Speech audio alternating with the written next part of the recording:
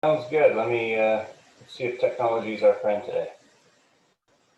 I figured out after this PowerPoint has some moving parts, so I don't know if that works on Zoom well or not, but we got a PDF version if this doesn't work properly. Okay. And please, anyone, feel free to jump in at any time if you have any questions. You're just little tiny heads on my screen right now, so just yell at me if you want me to stop. So I can just start by telling you a little bit about Rock Solid Productions. Many of you here we already work with, and you know what we're about. But just as a bit of an overview, we've developed products that can help people promote the sport of curling, and a lot of programming and services that go with that too. So there's a sample of some of our brands right there, and I'll talk a little bit about each one here as we go. So Rocks and Rings is our school program that we built in Canada. It's now been 11 years. And you can see Caitlin Laws there. She is the face of the program. We actually have television commercials for it here in Canada. And it's based around our floor curl equipment. We have instructors across Canada, over 30 of them, that visit schools with this equipment. They've got specially designed programming. And they've actually got additional stuff too, not just floor curl equipment. And they teach kids. They don't really teach kids. They introduce kids. I'd like to say to curling. So this program has grown over the years, and now for the past I don't know, at least 4 or 5 years, we reach over 200,000 kids every single year, and we have over 1,400 school visits or school days every single year. And then what has happened with this is a lot of these schools also buy the equipment from us so that they can have it and use it whenever they want. But even those schools that buy it, they still usually bring in the Rocks and Rings program every year.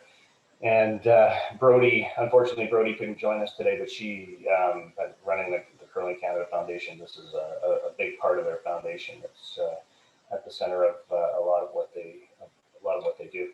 Now, of course, this being a pandemic year, we can't go into the schools. So we actually pivoted this year, and we took everything online. We made digital learning and stuff like that for teachers to pick up.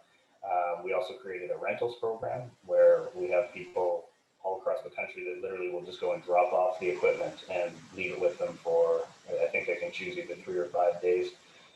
And that comes with programming and stuff like that. And so it's actually been well received. It's been even better received than we thought, and our partners are still really happy with how things are going. So as you can see, just a little bit more on that, we were actually going to reach 2 million kids in total this year, but the pandemic has kind of changed things there. We're still reaching a lot of kids, just in a different way. So we're almost at the 2 million mark. This picture was from a few years ago when we were celebrating the 1 million mark at the Brier in, I believe it was in Ottawa. As far as diversity goes, it is one of the main reasons why Rocks and Rings was started back in 2009. We presented this to Curling Canada and to one of the sponsors back then, and basically said, look, curling does not reflect the cultural makeup of Canada, and we want to change that, and the way to change that is by taking the sport to the kids instead of waiting for them to come to the rink. By waiting for them to come to the rink, what we've done in Canada is had decades of more of the same. Kids of parents that play, whose grandparents played, and so on. So by going to the schools, we're reaching out to everyone and giving almost everyone the opportunity. So from Rocks and Rings, we actually created a program called Curling 101 with Curling Canada. And this program takes those kids that were introduced in Rocks and Rings and actually gets them onto the ice. So people always ask us, how effective is Rocks and Rings? How do we know?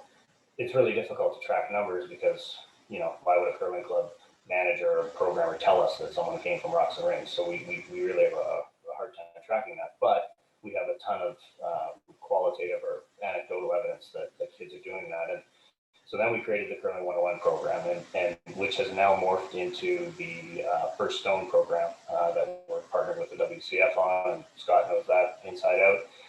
But at the heart of it, we used the marketing of the Rocks and Rings. So those kids that would get that in-school programming, we would schedule schools in a certain region to have it at a specific time that would lead them into going to an open house or whatever you want to call it at the curling club. And all this was built over years and strategic in terms of how many days before the event do you host the Rocks and Rings events, and what the limit is, how soon, how little time, how much time before that event. And all kinds of different factors went into that over the years. But it's very powerful marketing because the sons and daughters come home from school saying, we had curling in the gym today and we want to try this out. And so of course the parents bring them, and the numbers are really huge and successful. And then we end up actually with adults too, because we say parents have to be on the ice with the kids too. So we end up with adults joining that never expected to, or never thought they could.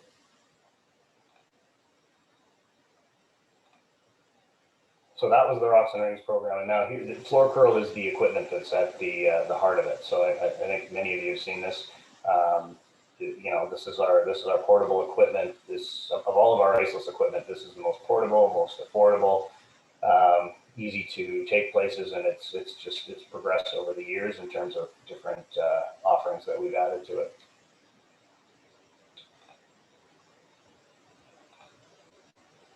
And here you can see we've got all kinds of guides and programming. It's not just the equipment. There are a lot of, not a lot, but there are some copycat products out there that are trying to do what we do, but the difference being that we're curling experts. We've done this from day one to help development of curling. And we've gone through over a decade of different scenarios with different types of organizations. You can see one of our Floor Curl guides is for the YMCA. We've got partnerships with Special Olympics Canada here. We have a lot of different variations of this programming. And there's just a few more examples of some of what we've done.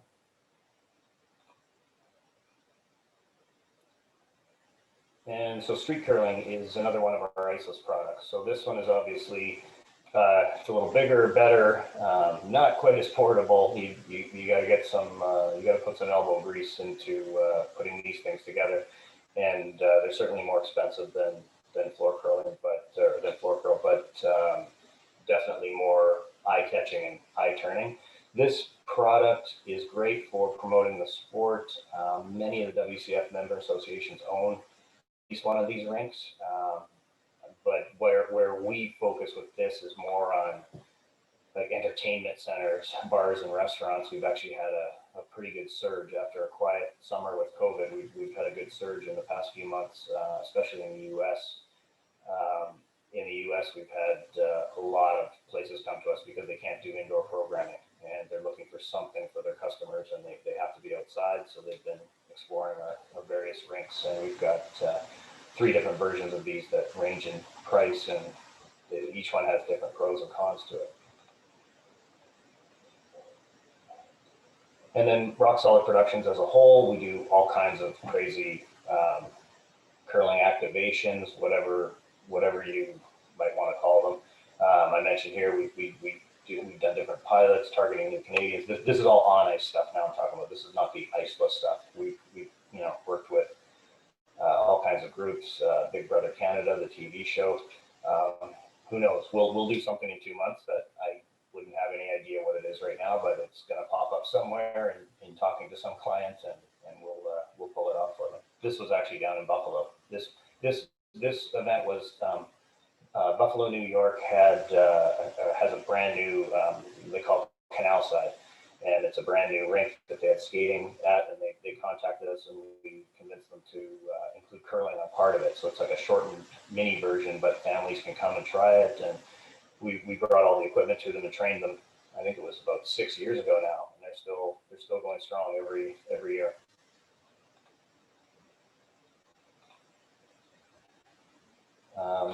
Yeah, international reach. We're a global company. We started out mostly in Canada, where curling is a little more widespread, obviously, but our business is growing much more outside of Canada than it is within right now. Here's a sample. we worked with, I believe it's 54 different countries now that we've either worked with or sent equipment to. I think there's not only, but I think there's 64 in the WCF. So we're getting close to having reached almost everyone. And some of these countries probably wouldn't even be in the WCF, or at least not yet. This is in Mexico. This is the first ever curling event in Mexico. Daryl knows this one well. He was there. We had a lot of fun. Caitlin was there with us as well.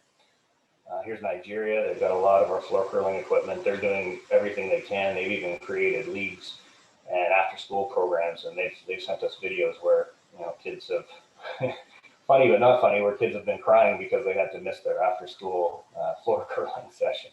Chad, if Yes. I may, so my daughter works for an NGO in Uganda, in Kampala, and they get television via Nigeria. They actually saw the floor curling on their television one evening as they were scrolling through. So it's moving around the world for sure. Yeah, that's amazing. No reason why we can't be curling there. It's an indoor sport at the end of the day. There's Guyana. Ray's not with us today here, is he? No, I'm looking through the list. He's not here. Ray Hussein is in charge of Guyana curling, and we went down there with him. This was another DAP project, and they've got equipment and they introduced people in. It was amazing to see because nobody really knew much about curling at all there. And we set this up in the most, I guess the most high traffic area in Guyana in the city is this brand new shopping mall. And we set it up there and people came by it. I mean, it was nonstop, adults, kids, everyone wanted to see what it was all about. Latvia has been doing this for years, using our floor curling equipment to go into schools and teach kids. Slovenia as well. This is our classic street curling rink. India, I think it's too early for Raju today, but we've been working with them. They've got a bunch of floor curl stuff, including this. This is a custom mat made for them. And we also actually recently sent them their first on ice kit. So we basically had a package of everything they need to get started on ice and this is sort of a portable project for them because there's no big permanent rinks, so they're moving these around to smaller rinks and shopping centers to develop awareness of curling. Again, back to Mexico, this was a crazy one when we launched there. I don't know how many, we were in ESPN studios, Fox Sports, we went to all kinds of TV studios, and this was a small, quick version of street curling that we would go and set up in the studios while they would interview Caitlin, and that's Rodrigo there, the president of Curling Mexico. Laios, recognize that guy? These were classic street curling rinks that we sent many, many years ago. So Qatar's had those for a while. Belarus, just another example. And not so much a developing nation, but the U.S. Just wanted to share this one. We had W. Kamau Bell. He's a famous comedian in the U.S. and he hosts a TV show that's all about diversity and in the U.S. And he actually came up here and producers called us and they thought about curling. They wanted just like a 5-second hit. They wanted Kamau on the ice doing something Canadian and falling down and laughing at him. And we basically convinced them that no, look, here's all the things we're doing to try to diversify the sport. And they were really interested in it. And it ended up becoming there were several minutes of programming and discussion about it. So it was a lot of fun. We had got a lot of reach down in the U.S. with that one. And so yes, we developed this floor curl video series in partnership with the World Curling Federation, and basically this series is 9 videos, and it was designed so that people with no curling knowledge could take these videos, watch them, and then be able to introduce people to curling. And they basically progress. They're all short videos, 2 to 3 minutes. They can watch them and then move on. And so you can find these videos, and I can send links to everyone. But you can find these videos on the World Curling Federation's new World Curling Academy website. You can also find them on our floor curl page. But the way it's set up is 3 videos are free for everyone to see.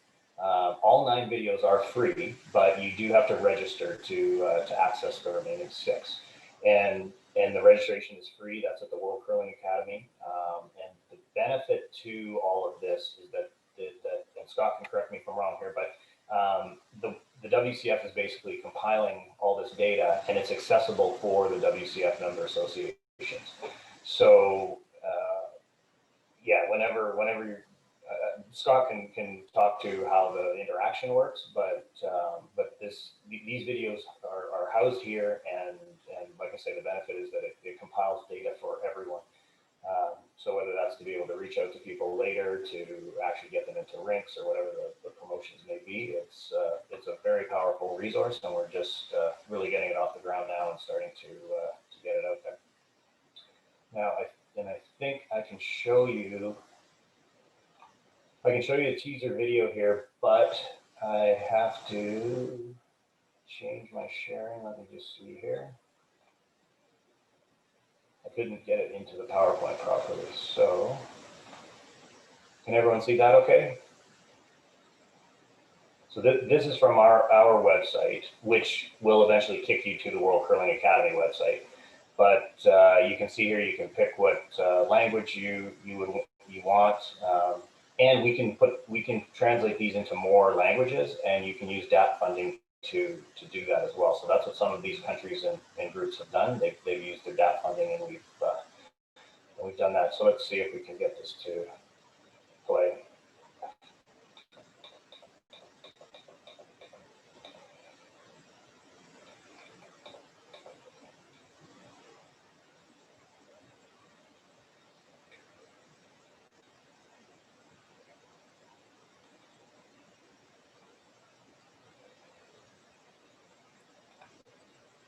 So I won't play the whole thing, but that's the teaser video, and then you can see there's all these other ones that introduce the sport. So yeah, this is okay. My website's trying to translate it from Russian. This should actually be in Russian right now. So some of the English might be a little bit off here, but yeah, it's got everything, and there's even an inclusive. The Russian translation says curling availability, but this is accessibility, and this features a wheelchair player and how they can use floor curl as well to teach, not teach again, to introduce the sport. So let me stop that. And back to the presentation. Okay.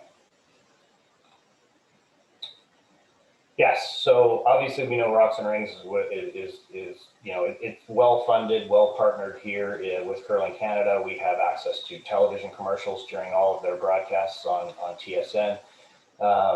But these videos and this equipment can help member associations try to replicate that success and be able to get more people using floor curling equipment, which of course gets more people interested in curling and gets more of them on the ice. And yes, all of this equipment, you can get it even through the DAP program, and where the countries don't have to pay up front and wait to be reimbursed. We've actually got a partnership with the World Federation where they will pay us directly. We ship the equipment as soon as it's ready to go and signed off on it or approved by Scott and his DAP team. And discounted pricing, of course, too. Heavily discounted, I should say. And that is the presentation.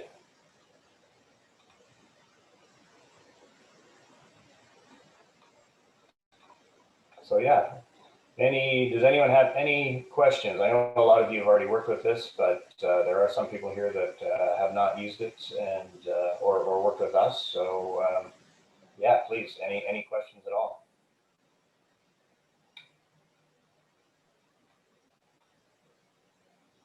I was wondering, Chad, if you have any good examples of when clubs have like recruited successfully after like the Rocks and Rings program, or like what do you think is important for the club to deal with in order to be successful with?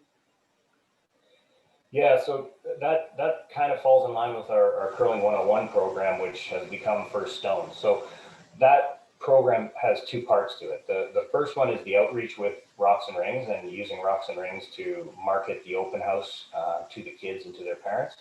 And then the second part is the actual on ice delivery. And we created, well, there's a few different versions, but at the heart of it, we created a 60-minute session that the clubs had to agree to perform. And you know, in Canada, especially here, there's so much tradition, and people, you know, we had to.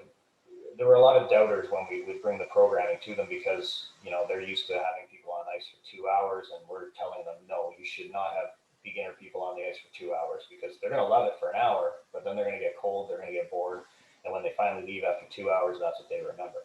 So get them having fun quickly and within those 60 minutes and get them off the ice still wanting more so that they're coming back. So we created that programming as well, and that's what First Stone is mostly about, that on ice programming and how the instructor should do it. And we actually even broke it down to the minute. Like this part should take you 3 minutes, this part should take you 6 minutes, and it's all documented, and it makes it easy for them to conduct. But anyway, we created all those different things, and I don't have the statistics in front of me, but with the Curling 101 program that we Curling Canada funded it for 4 years. That just wrapped up last year. We did it for 35 clubs, 35 curling rinks every year in Canada. Now it's wrapped up. It's now into the provincial association's hands to do this. But the numbers were staggering in terms of conversion. And I mean, we had some failures, sure, where, you know, we didn't realize that there was some other massive event going on in that town. And so the turnout was a little lower. But we had some that were huge where, you know, 200 kids would show up. And so what would happen is they'd actually run multiple sessions. And the conversion rate was, I mean, it ranged, but converting them to actual, like, you know, these rinks would have to give us post-event information. And some of them were, you know, well into the 20%.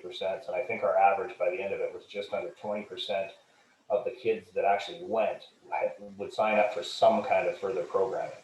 And I mean, that number is insane. I mean, any sport would die for that, but you've had the introduction in their gym and they loved it. You now have them on ice and they've loved it. And so they're ready to go. So I think Curling Canada, if Brody was here, she'd probably back it up that, you know, they've got a great program here that most other sports haven't been able to replicate or build that we have. So like I said, I don't have the numbers, I can dig some up, but they're big and the conversion rate is really high.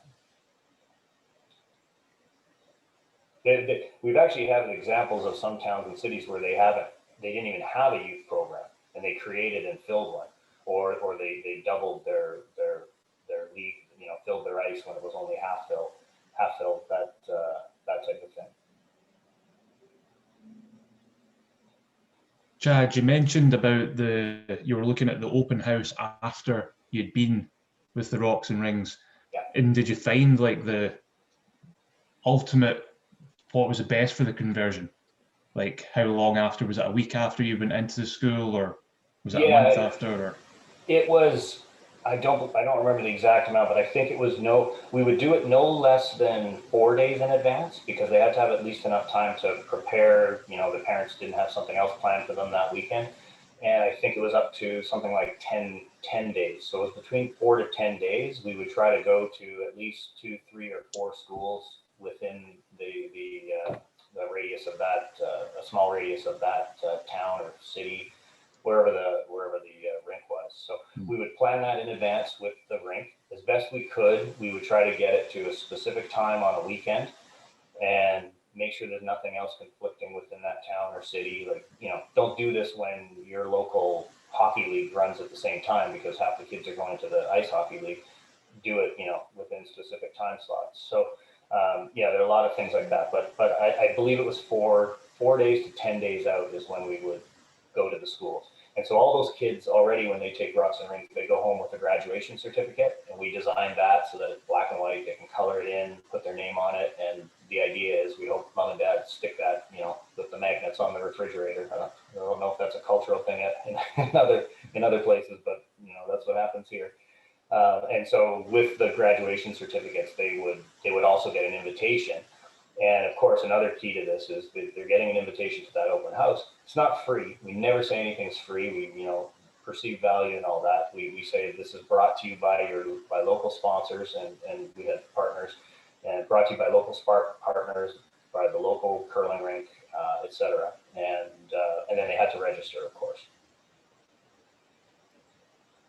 And like I said, we'd make the parents have to attend as well, which you need to make it less chaotic on the ice, but also it gets the parents in there and gets them realizing that, hey, there's another option for their kid, as well as even for them. So a lot of sort of family curling stuff came out of this as well.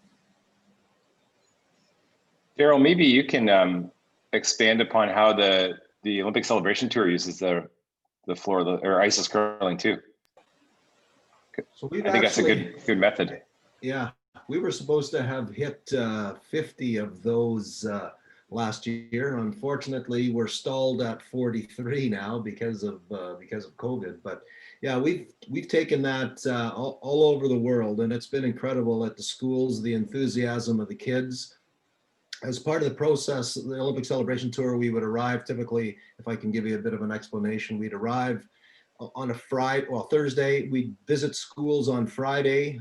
We do open house, learn to curl sessions Friday evening, Saturday, and Sunday. Part of at least one of those open house learn to curl sessions had to be for juniors, and those would be kids that would have signed up prior to and then came along from the school visits. And we've had some good numbers. Some have been not very good, but then again, that's part of the marketing from the local organizing committee. But some of them have been very good numbers and very good turnouts from the floor curling at the school. And all we do at the school is the Olympian basically will tell a little bit of story about their life, some kind of inspirational story to get the kids interested. They ask some questions, and then we do a quick demonstration. Typically, we'll get the Olympian or a couple of the school teachers to challenge each other as a bit of a demonstration and get the kids to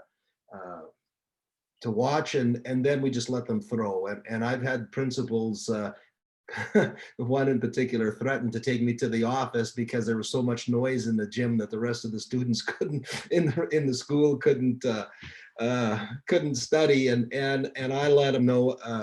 I let them go, and I encourage as much noise as possible and as little supervision as possible so the kids could. And it's amazing how they figured out, how to throw, what to throw, how to make a takeout, how to score a point, because we give them very little instruction. So it's really good. It's a great tool for a demonstration to get people to participate. I'm a big fan of it. So, and I think there's lots of benefit. We know that when they come to for the kids that actually will show up at the curling clubs on the Saturday mornings, those are kids that are going to sign up and become members. And to Chad's point about when doing the Learn to Curl clinics, and I'm sure you probably all know this already, but if you're doing a Learn to Curl clinic and you got parents with kids sitting out in the waiting room, have a special session just for those kids that are out there, and the other way around. If it's a session for the kids, have a session for the parents that are sitting there, because it's so easy to get the other involved. And when one is involved, they both groups want to participate. So, but really good experiences. I'm a big fan of it. In fact, this weekend, if I can, our hotel to try to generate, our hotels association in Lethbridge, trying to generate some business, has taken rooms in a number of different hotels, and they become theme rooms, and to try to encourage people come in for 20 minutes, and they've had a beach room, and they've had some other rooms where haunted house type of theme, and they'll come in and you've got 20 minutes, you can take pictures, sit around in the room. And so we're actually setting up one with floor curling this weekend. So Chad, they're actually they're making some signs for the walls that are pictures of spectators from different championships. So the walls will look like they're a curling venue. So we're setting that up on Friday. So that stuff will be on social media on the weekends. So it should be good. Cool. I Yeah, have a question, Chad, too. First of all, if you get about 20% that move forward in the curling club, that's amazing. But I was wondering, because your goal was to like make like get more diversity into curling as well. So out of those 20%, like, are you seeing a more diverse curling club as a result, or just more kids? Yeah, we definitely are. It's, again, it's hard to quantify, but we are. But there's so many different layers to that as well. I mean, we're doing what we can. There's still, a lot more hurdles. Curling clubs are still they're very white centers. I mean, let's be honest. So, and there may be, with different demographics in Canada, there's still maybe it's still lesser known to some groups than it is to others. So even, I mean, new Canadians may be coming from countries that have never had ice. Their kid might have had a great time in school with it, but they're going to come home and the parents still might, it just might be so different to them that they don't bring the child out. So there's so many layers to that question and that challenge. But we're basically trying to break them down, one at a time. It's, I think, pretty much all we can do. We've sort of built this lack of diversity into the sport over hundreds of years, and so it's not going to be fixed overnight. But we're trying, and we're definitely seeing some change. You can't quantify it, but we're definitely seeing a lot of change. That's for sure. So, in just like in your opinion, like even if you can't quantify it, like what do you think, like, to be successful? How do you prepare? What does the club do? Like, what hurdles have you found that you can actually work with? In terms of diversity, or just in terms of any kids registering? In terms of diversity. Yeah, in terms of diversity, I mean, we haven't done anything officially to prepare clubs to how to be more diverse. This, again, one step at a time. Just getting a curling club even to buy into some of this at times has been like pulling teeth, because none of this is traditionally what they do. So Curling Canada has been a big promoter of this, and tried to help us get there. So it's kind of been baby steps. So we haven't honestly officially done anything to say, okay, you're going to get a more diverse audience. You should do A, B, or C. I don't think we're not officially there yet. It's something I would love to see, absolutely. But we have so much work sometimes in getting the curling club even to come on board to do this. Now, once they've done it, they see, oh wow, that really worked, and we can carry on, and it would be great to do that. Now, we're not running that program with Curling Canada anymore. It's now in the hands of the provinces and the clubs, the rinks themselves to do it. But I know there's some groups that are working more on this aspect, obviously, too, and including this one, to change what's happening at the club level as well. Chad, can I maybe set you up for a story? Yeah, please. Okay. Love a good setup. It's going back to North Bay and the World Women's, which was just after the Olympics. And Team Korea, who had such success at the Olympics, they were bussing in people from Toronto, Ontario to come to North Bay to watch that team. And they were becoming very active at the arena, and they approached us and said, how can we engage our community back in Toronto with the sport? They love it. So I contacted Chad, and then I'll let you take the story on from there, because that's part of your Rock Solid production company, which you kind of breezed over on this one, but I think it's a good example too. Yeah, we've done work with I believe the official name is the Korean Cultural Center of Canada, and there's a huge Korean community here, especially in the Greater Toronto area. And so we connected with that. They wanted to see the team. They were, like you said, they were sending busloads. I think at least 4 buses full of people went up to North Bay, which is a good I don't know, I think 3 hours at least 3 hours from Toronto, and they went up there for that. And we worked with them, and we did programming. It was basically Rocks and Rings programming that we did for their kids, but we also did an on ice event at the Bayview Curling Club as well. And it was a hit. That was years ago, and we still work with them. We still do something with them, usually at least once a year.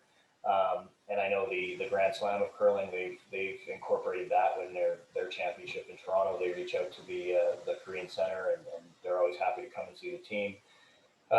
Same with there's a large Japanese community here too, and the same thing. That team is well loved, the women's team, and lot of the Japanese people come out to see them, and it's another opportunity to get them in those groups, just to contact them directly and offer them another opportunity that they normally wouldn't have thought they even, they would never even have considered curling, but now suddenly it's something that they do annually.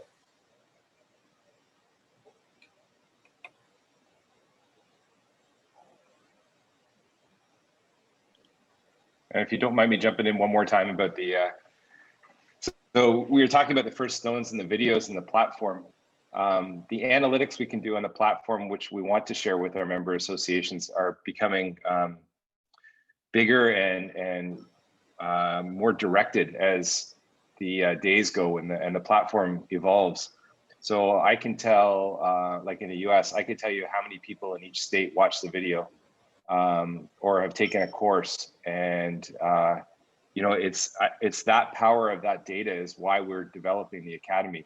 I know a lot of the times you can do these things on your own, but we want to be able to help you understand who's interested in a sport, where are they interested, and we can also give you their contact information so that you can contact them and reach out. So as we move forward, if you've got people using the platform and they're, let's say, accessing the videos, we know when they've viewed the video, and we'd be happy to share that. You just have to reach out to us and say, listen, I need some current data. But that's why we're here, and that's why the platform's been developed. And Chad's been a big part of that. And I think, Chad, you understand the data as well as anyone. It's what's going to be able to drive our sport possibly in the future too. So. Yeah, absolutely. These days, I mean, data is king. Data is the heart of all business, basically. So the more we can pull from that, the more successful we're going to be, all of us. Yeah, and everything's shareable. So all you have to do is just ask. Yeah, and that Academy site is more than just these videos, that's for sure. That's just one part of it. Do you have any plans of collecting more data on demographics or diversity, either through the programs that you do individually with clubs or generally speaking on the website with the videos? Is that for Scott or for me? Both of you.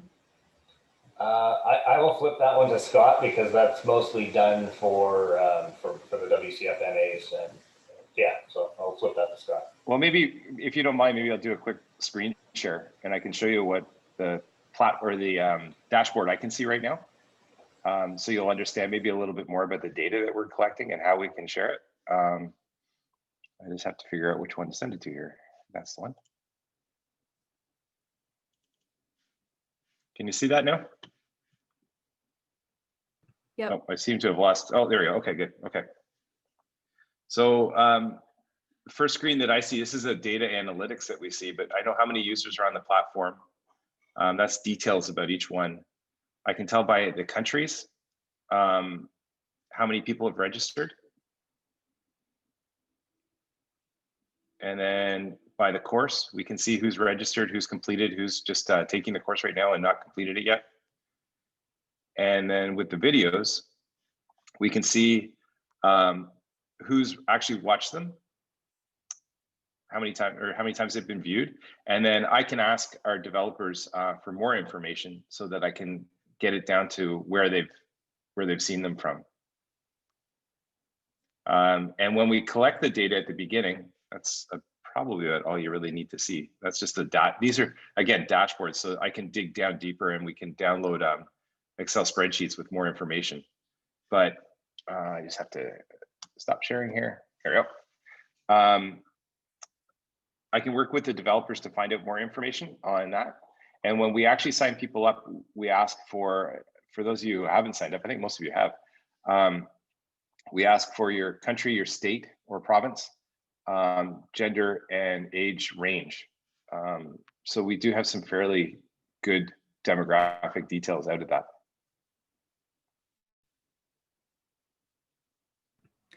And I know, Chad, you said that it's difficult for you to get conversion data because it often kind of depends on the club that you're working with. But yeah, I'm just thinking moving forward, it might be interesting to try to get a little bit more data, especially on the diversity piece. And maybe that's something that needs to happen at the club level too, but that would be interesting moving forward.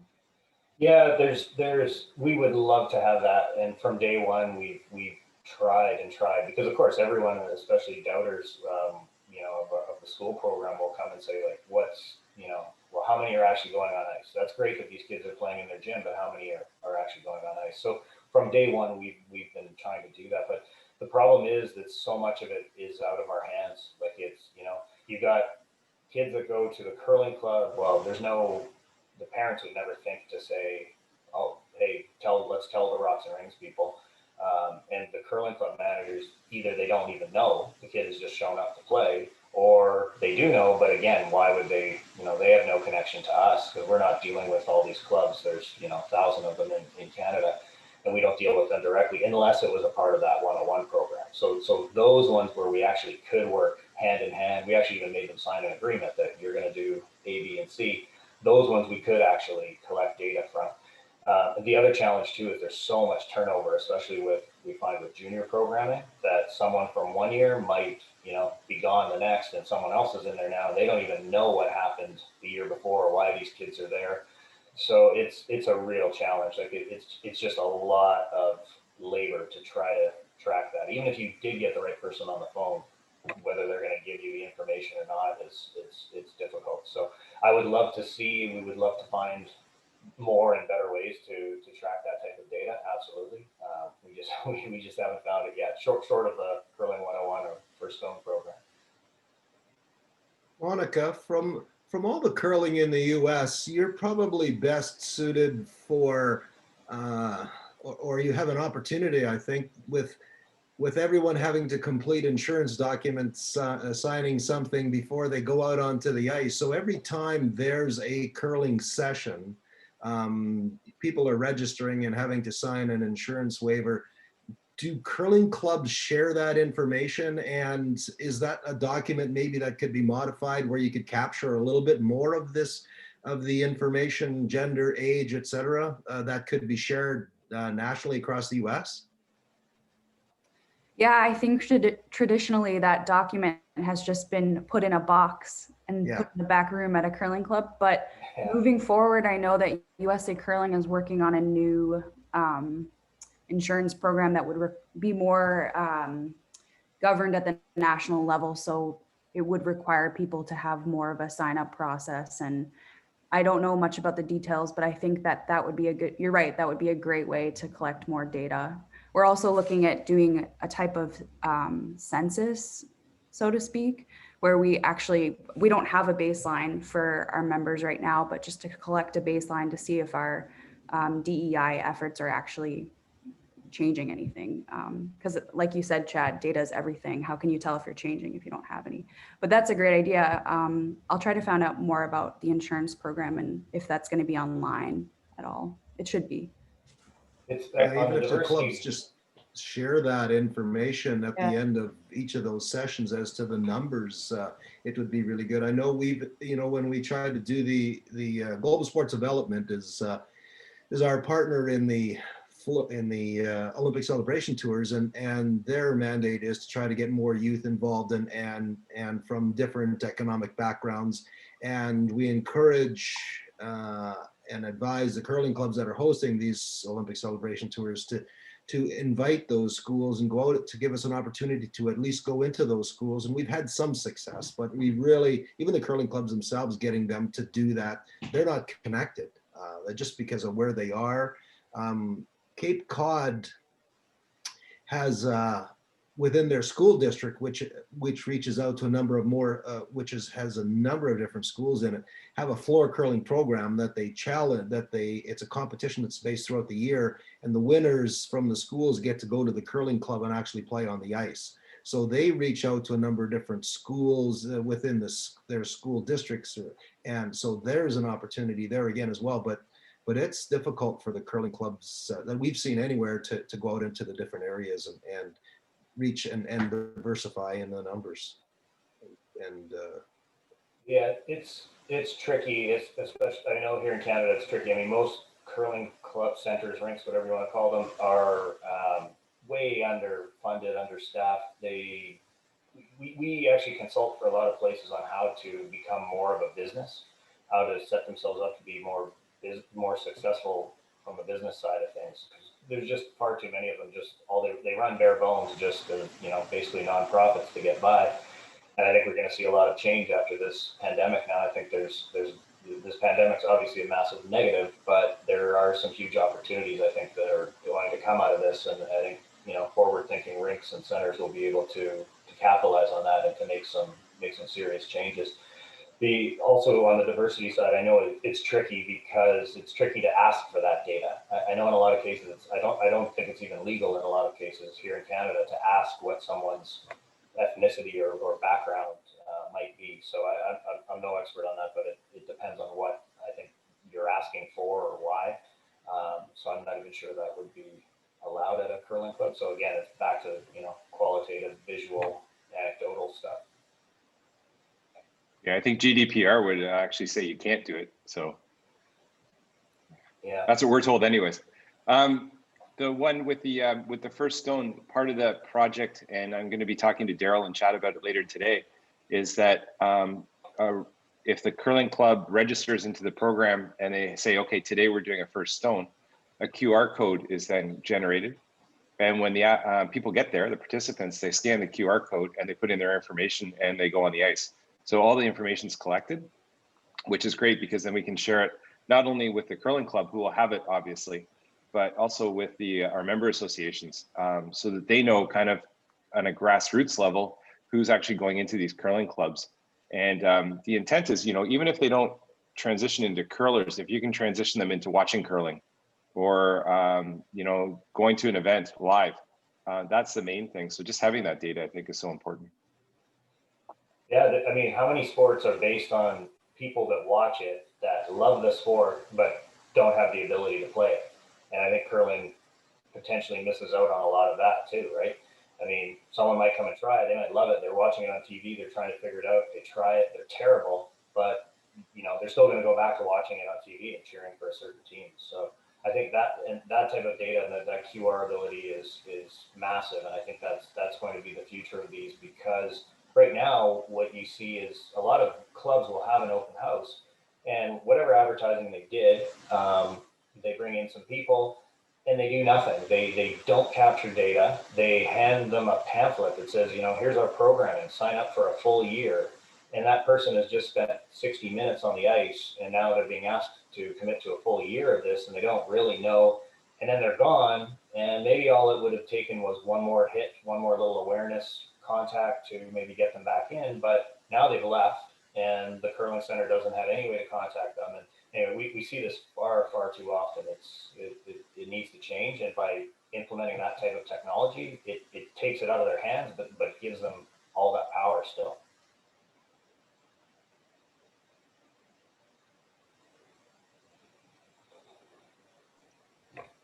Well, Sarah's gone. Yeah. I guess it's up to you, Monica.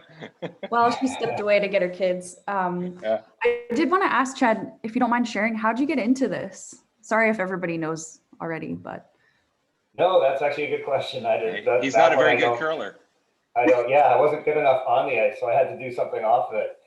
But I got my start with straight out of school with working a bit with Asham in the World Curling Tour, and I remember Arnold. If you guys know Arnold Asham, he's a bit of a wild card. That was his joke all the time. He was never good enough as a curler. He wanted to be in the Curling Hall of Fame, so I'm not good enough as a curler, so I got to get there as a builder. So no, I've been involved in curling all my life. Used to play, at a fairly high level. I was one of the people that helped found the Grand Slam series. I used to work for IMG. I used to run the World Curling Tour, the World Curling Players Association.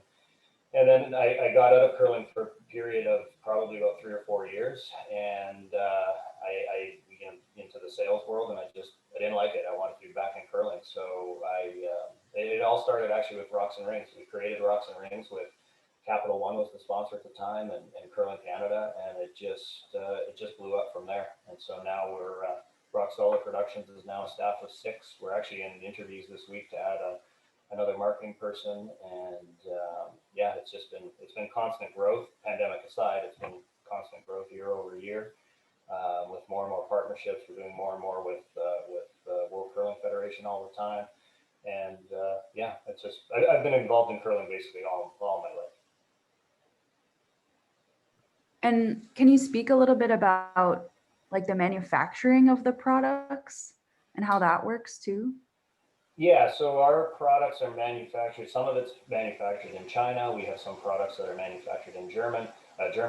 They're sourced all over, and that is based either on cost or on just accessibility to the product. Like the stuff that we get from Germany for some of our iceless curling rinks the stuff is just not produced like that or at that quality anywhere else.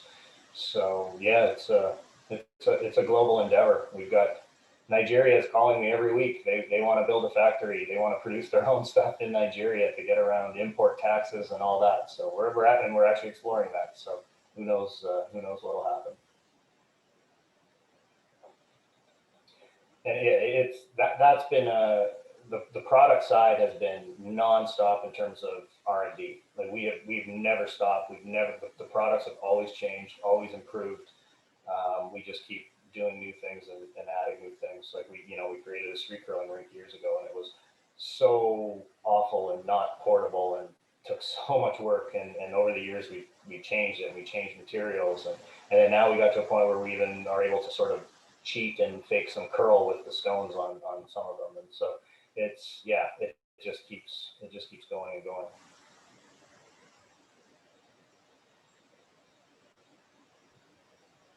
Anyone else have any last questions?